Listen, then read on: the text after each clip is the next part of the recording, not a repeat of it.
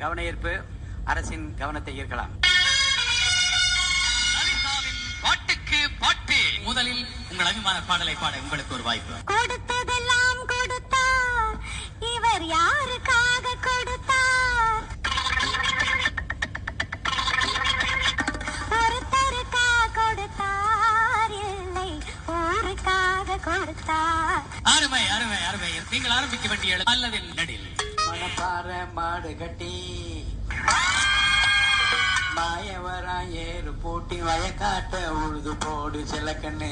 அருமை அருமை அருமை. மனது மறக்காத பழைய பாடல்களை நினைவூட்டி பாடுகின்றார். இந்த எழுத்திலே மணி ஒலித்திருக்கிறது. 2 எழுத்துக்களில் வாய்ப்பு. கருணை இருந்தால் வள்ளலாகலாம், கடமை இருந்தால் வீரனாகலாம்.